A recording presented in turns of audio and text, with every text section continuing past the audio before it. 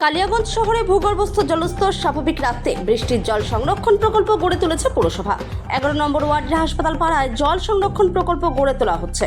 অমৃত 2 প্রকল্পের অধীনে বৃষ্টির জল সংরক্ষণ প্রকল্পের এই কাজের জন্য বরাদ্দ করা হয়েছে 72 লক্ষ টাকা।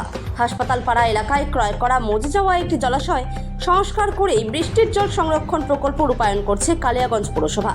এই প্রকল্পে একদিকে যেমন বৃষ্টির জল সংরক্ষণ করা হবে, অন্যদিকে সনাতনী সামাজিক অনুষ্ঠানের জন্য এই জলাশয়ের জল ব্যবহার করা যাবে। বৃষ্টির জল প্রাকৃতিক নিয়মে মাটিতে প্রবেশে বাধা পাচ্ছে। এতে অদূর ভবিষ্যতে কালিয়াগঞ্জ শহরে ভূগর্ভস্থ জলস্তর নেমে যাওয়ার আশঙ্কা আছে। এই পরিস্থিতিতে এড়াতেই হাসপাতাল পাড়ায় বৃষ্টির জল সংরক্ষণ প্রকল্প করা হয়েছে। পুকুরের চারপাশ জুড়ে বোল্ডার দিয়ে বাঁধানো হয়েছে। সামাজিক অনুষ্ঠানের জন্য জল নিতে পাকা ঘাট নির্মাণ করা হয়েছে।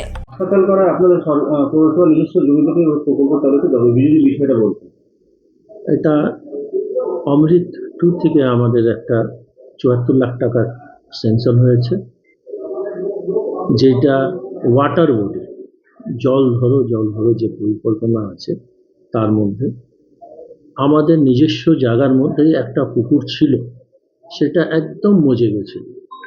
যেটা কচুরিপানা এরকমভাবে হয়েছিল যে কচুরিপানার উপরে লোক কিন্তু হেঁটে যাচ্ছিল আসছিল। সেই জায়গা এই প্রকল্পে আমরা কচুরিপানা পরিষ্কার করছি, কিছুটা ড্রেজিং করছি যাতে জল থাকে। ড্রেজিং করে আপনার বোল্ডার পিচিং করে 4 সাইডে রাস্তা, লাইট, সিঁড়ি, যাতে একটা পুকুরের মর্যাদাটা পায় সেই হিসাবে আমরা এটা তৈরি করছি। সুবিধাটা কি হবে? সুবিধা শহরে সব পুকুর সব তো বন্ধ হয়ে যাচ্ছে।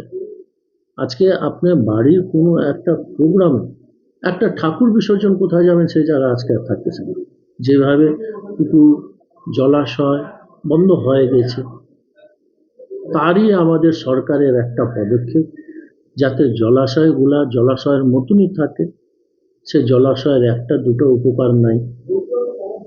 আমাদেরকে যেভাবে জল ধরে সে জল আবার আন্ডারগ্রাউন্ডে এটা শর্ট করে যায়, সে জল আমরা কল টিউবওয়েলের মাধ্যমে আবার তুলে পাই।